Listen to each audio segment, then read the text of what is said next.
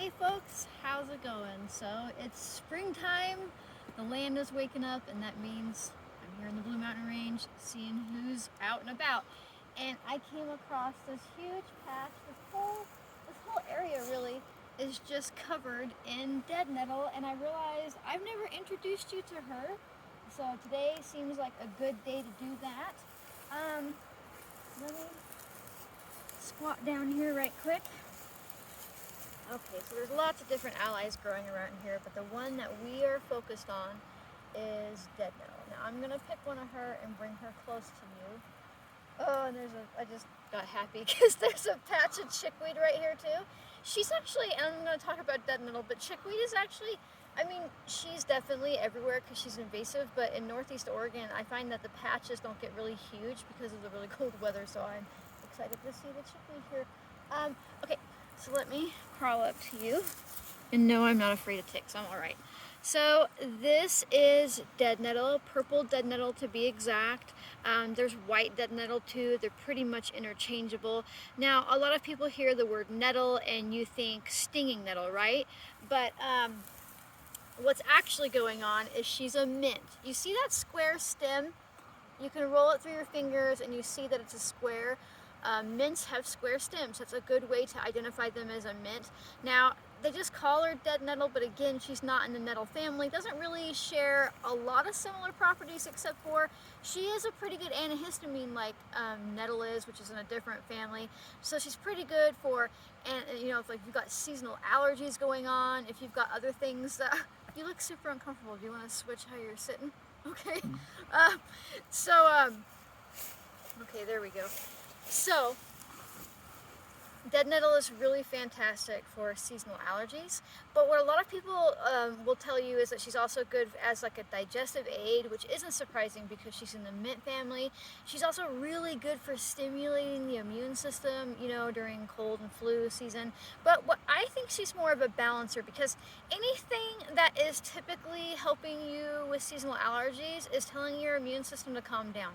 Right, so when you have an allergy attack, you're allergic to something, regardless if it's a food or, you know, pollen in the air, it's actually a histamine attack. You're breathing in that pollen or you're taking in whatever substance your body is allergic to, and then you have a histamine reaction, which is where your immune system over responds to something, right? That's it in a nutshell. So when you use a plant like dead nettle or anything else that is lowering that reaction, that is helping with that histamine response, she's actually calming your immune system down. And in that, I find her to be more of an immune modulator, right? Like if your immune system is going too crazy, she helps calm it down. But if it's too low, she helps bring it up. And I like her for that. She's also topically a styptic, but internally as well. And now a styptic means that she helps you to stop bleeding. So if you cut the shit out of yourself, or you've got a bloody nose, or you've got like an ulcer that's bleeding, or you've got like a heavy period, she's pretty good at helping to slow that blood down. But she's also really good at like getting us to take a shit. There's no other way to say it. So like if you use her on small amounts on a regular basis, she can help you be more regular. And if you're like, I really like just need to go to the bathroom, if you made a strong like tea out of this, like she's a laxative. She's gonna make you go to the bathroom for sure. So, you know, go gentle with her, but I find if you tincture her, she doesn't really have those same effects comparative to like if you're making a tea with her. Now, she is edible. She's a traditional food of most people like in various European countries before they brought her over here because she is invasive to the US. So they would have been adding this like any other green to their soup pot. And again, if you ate too much, I imagine you went to the bathroom pretty aggressively. Some people make pesto out of her. I like the idea of pesto because it is a small amount of something that you're using. You're not going to be sitting there like eating pesto by the spoonful, right? So she's pretty good for that in regards of like eating her like a green, and she has tons of like vitamin K, vitamin C, and all those other like really great vitamins that are typically in greens.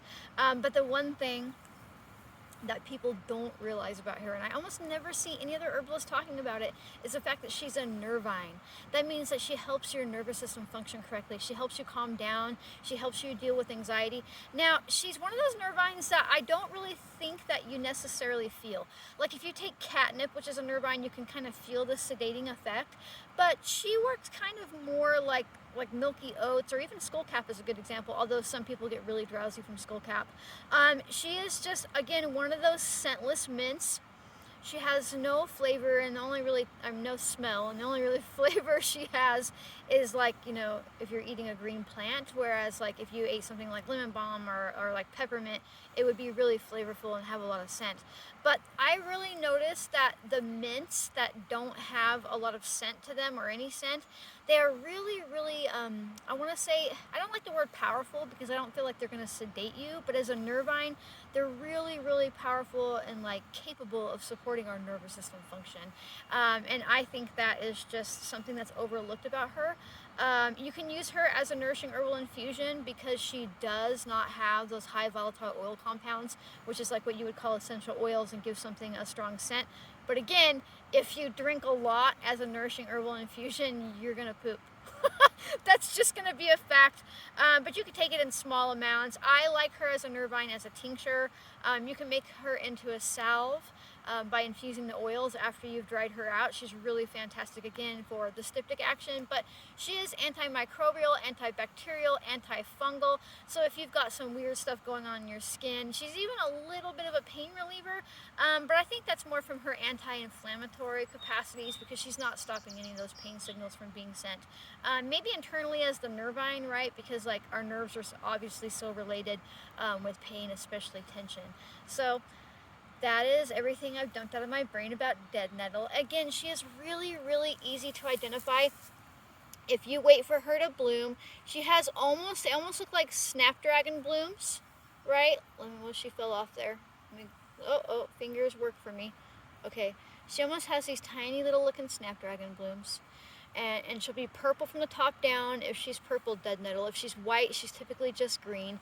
Now, sometimes these blooms can be anywhere from purple to a light pink. People will think it's a different cultivar, but what's really happening is when they first bloom, they're a darker purple color, right?